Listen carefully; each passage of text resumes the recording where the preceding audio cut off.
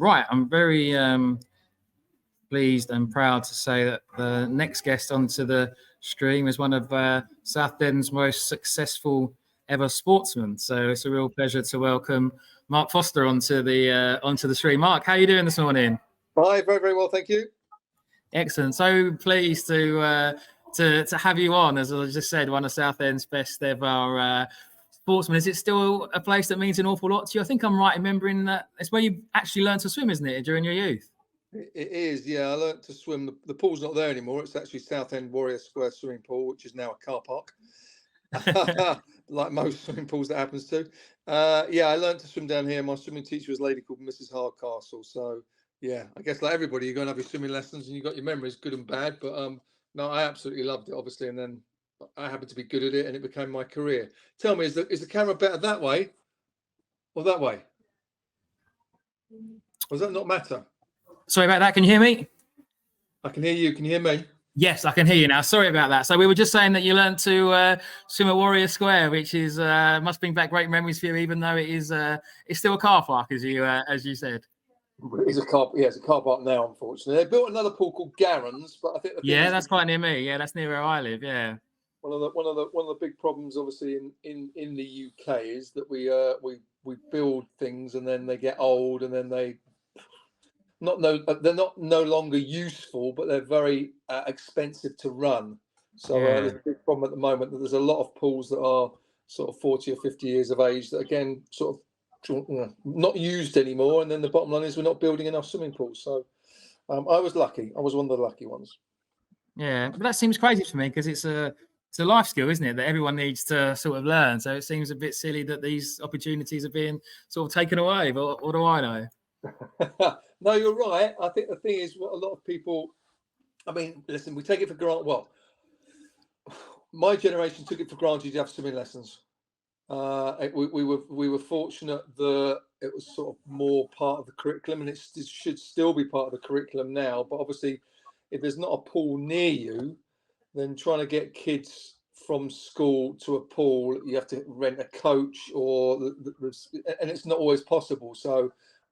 Yeah, I mean, life skill in terms of you could save your own life, you could save somebody else's life. Swimming's a gateway to a lot of other sports, and it's a great way not only of staying fit and active, but it also, and I've seen a lot of research recently that it helps with a lot of people's mental well-being as well. Not just your mental well-being, but actually with dementia and other bits and pieces like that. So I'm sure movement is in lots of different ways, but swimming in particular.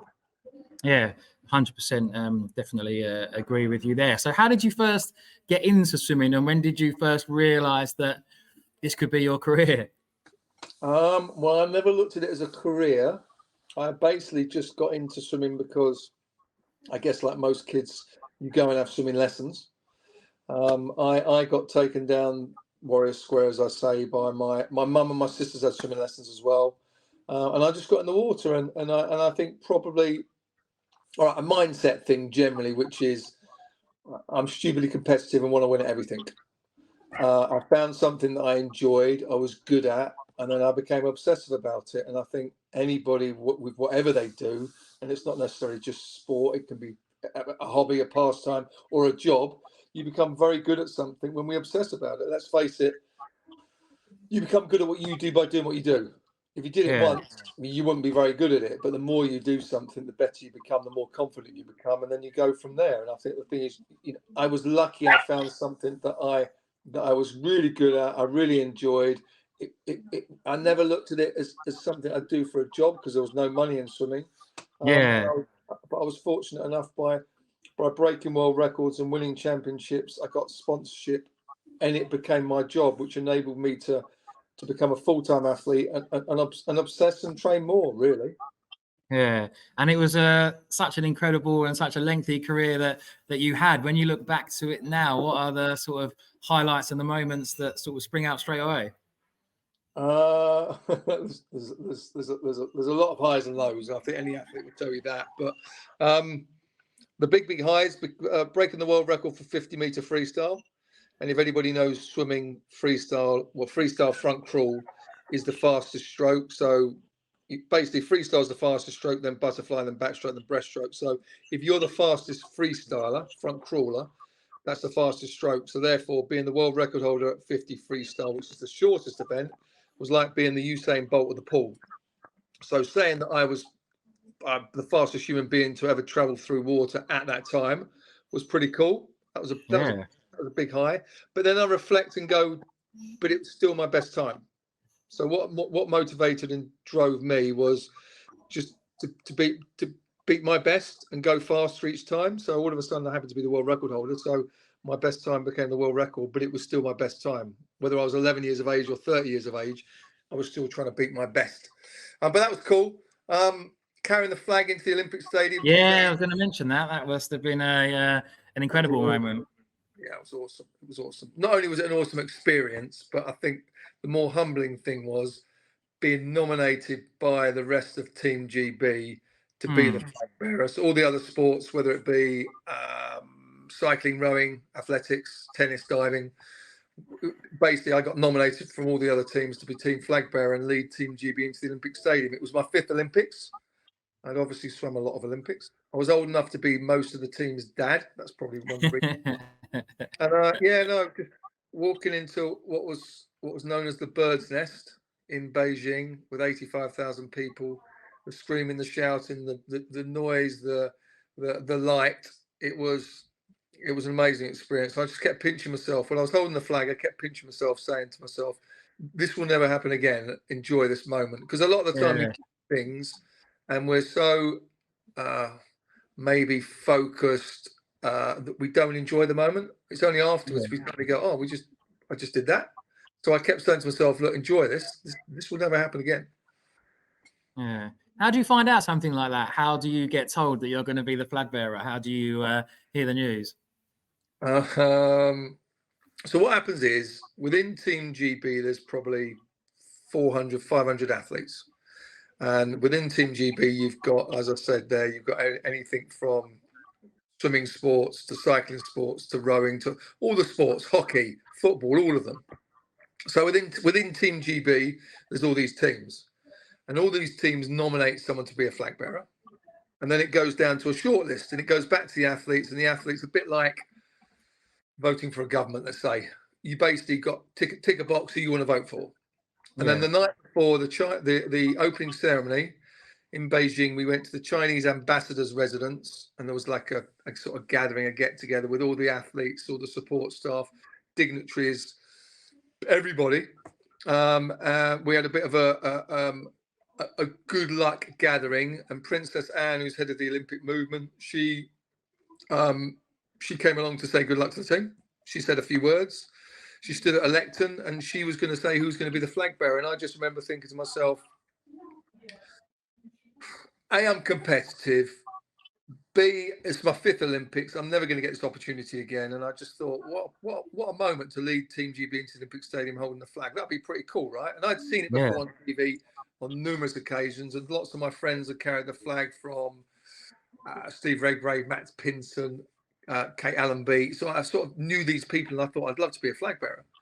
And Princess Anne came up to the lectern and she said who was going to be the flag bearer, and that was it. Off I went and did some interviews, and the following night I was leading Team GB into the stadium.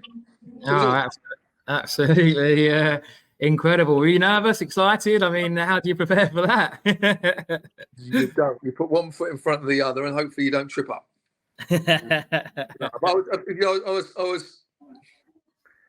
had the rest of the team behind me singing songs like, God, I don't remember back then, like Vindaloo. Oh, yeah. They were singing all these songs. We walked into the stadium and it was just, like I say, just basically what happened for that Olympics will be pretty similar, obviously, but the gymnastics arena was about 200 meters away from where the Olympic Stadium was. So all the teams gathered there, like all the teams, and there's about 208 teams. America down to your biggest nations, America, Russia, China, down to your smallest nations. We all go there, and it's like a military operation. So they get everybody prepared one by one because they've obviously got it. They know when you're going to go into the stadium. So you all put in order when you lead out. So you walk out from the gymnastics arena into the Olympic Stadium. And when we went to the Olympic Stadium, which was the Bird's Nest, there was this tunnel that went under the road and up into the stadium. And I just remember we were walking under this in this tunnel. All the team were singing songs, and all you could see in the distance was this bright light and the noise. And we got closer and closer and closer to it. And then you just walked into the stadium, and it was just immense. And I say I kept pinching myself. I kept trying to take in as much as I could. I walked as slowly as possible because you know what happens when your adrenaline kicks in. You basically, forget everything. You're just on one. You're just sort of like rabbit in a headlight. So I kept just trying to just calm myself down and enjoy the moment. And it was, like I say, it was incredible. Yeah, and you had lots of incredible moments. And talking about mental health today and raising awareness. And when it time for your career, which was amazing, but when it was time to retire, did you find that hard, or had you realised that you were ready for the next challenge, or how was that phase of your life? I was kind of fortunate that I kind of finished on my own terms, so it wasn't injury that had forced me out. I wasn't good enough. I suppose I got a chance to prepare myself for it in terms of I'm not stupid, that my body's going to get to a point where it can't do what it used to do. You know, and I carried on to 38, and I still broke a British record at 38 because I knew my body inside out, and I always was looking at ways of improving and getting better. So, but when I sort of got to that Beijing Olympics, I kind of went, I didn't know that was going to be the end of it, because in the back of my mind, the child in me kept thinking, London, 4 years' time, I reckon I can make London. I can do it. 42, why not? And potentially, and probably, I could have done. But I was, the other side of it, I was slightly kidding myself because I wasn't sure what to do next. But so I thought, well, I can always do that. And I always thought, well, what could I do? What skills have I got? Well, I can coach. I know swimming inside out. And I thought I'd be a very, very good coach. I've actually got a swim academy now, but I thought I could be a swim coach. And then when I was growing up, one of my big lessons for me, which helped me an awful lot, because there was no money in swimming, I worked as a career driver, fitted double glazing windows, groundsman, lifeguard, worked in a council office between the ages of sort of 17 and 21. So from doing all these other jobs, I also realised, do you know what?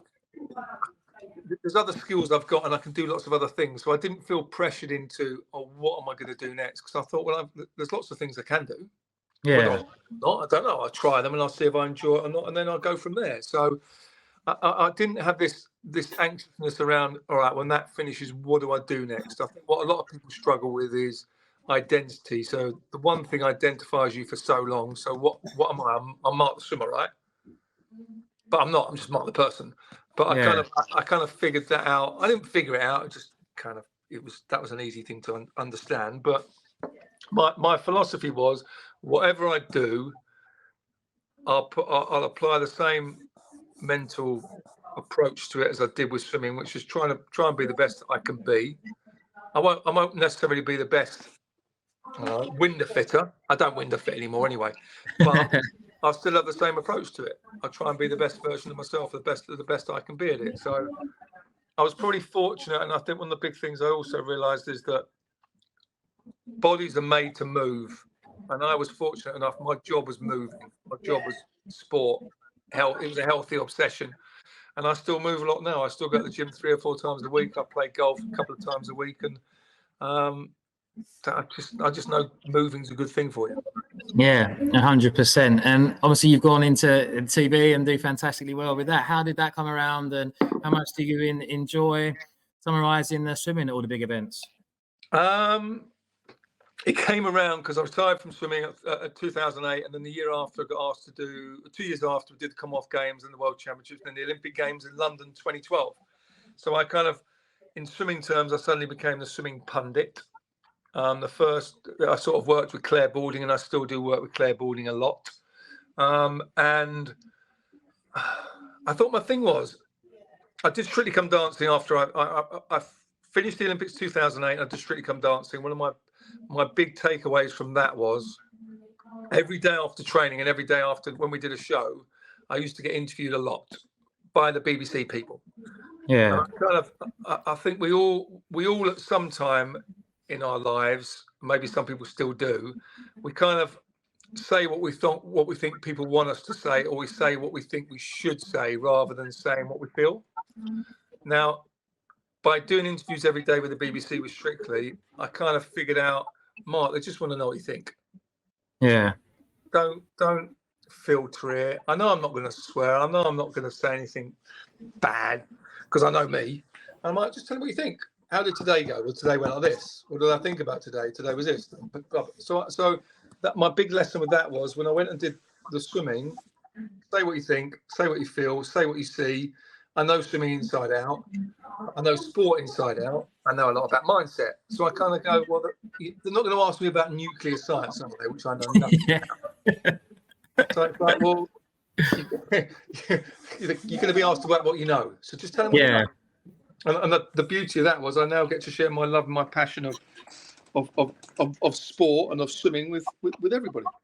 Yeah, no, it's fantastic. And do you still get back to Southend much? I know you sort of moved away and you travel a lot. Do you get back to Southend a lot still? Yeah, I did. Well, I'm in Leigh-on-Sea at the moment, so I am down here at the moment. I came back just before lockdown, obviously not knowing lockdown was going to happen. Spent a lot more time with the family, sisters, mum, nephew. And then being by the coast is lovely. So I am down here at the moment. I lived for a number of years up by St Albans and North London, and that worked job-wise and golf-wise. But there's something about being by the coast. There's something about being. I don't know anybody that's. Well, I guess you're either a sea person or you're a country person. I'm definitely a sea person. I like that sense of space and fresh air. And I was just going to finish off by talking about your family. Of your nephew's on the books of Southend United now, I understand. He's been playing for the Great Waker in Rovers as well. So it must be nice for you to have another sort of sportsman. And I guess he's someone that you can really help, and hopefully he goes on to do well as well. Yeah, he is. He's doing really good. Oscar Jones. He's not a Foster, he's a Jones. But he's doing no, he does really, really well. And I think the nice thing is, I mean, I try and guide him as best I can, and also I send him lots of different clips, and I speak to him a lot about not being afraid of failure, because I just think I don't think we fail at anything. I think by doing something we get a result and we learn from it and try again, or we don't. We decide not to. That was the big thing in my swimming career. Was the reason why I carried on for so many years is because I never thought, even when I broke the world record 8 times, I thought, yeah, I can go better, I can do better, I can go faster. So I think from action you learn. You do something, get a result, learn from it, go again. And one of the big things I try and get him to do is I just say to him, look, if it doesn't work out, it don't matter, at least, but try. Be one of these people that did, rather than, well, I could have, I would have, I should have. No, be a did. Try, be a did. And if it doesn't work out, that's cool. You're still winning by trying, rather than, I could have done that and I wish I'd have done that. And I think as human beings, we only grow by taking ourselves out of the comfort zone anyway and trying. And so he's doing really cool. I watch him a lot, and he's got a great outlook. And I just hope. Do I think he'll play for the Premiership? He better not hear this, no. But no, I just think that what I just think at some point, if he could play for a Division 3 team, a conference team, or whatever. I always think, who knows? And some of the times with certain players, you don't get that breakthrough until you get a little bit older. So I'm like, well, just keep going, just keep pushing. Brilliant. That's fantastic. A real honour to have you on, and thanks so much for taking time out of your day to talk to me. Not a problem at all. Cheers, Mark. Thank you very much. Good luck with it all. Yeah, take care. Thank you. Take care. Thank you.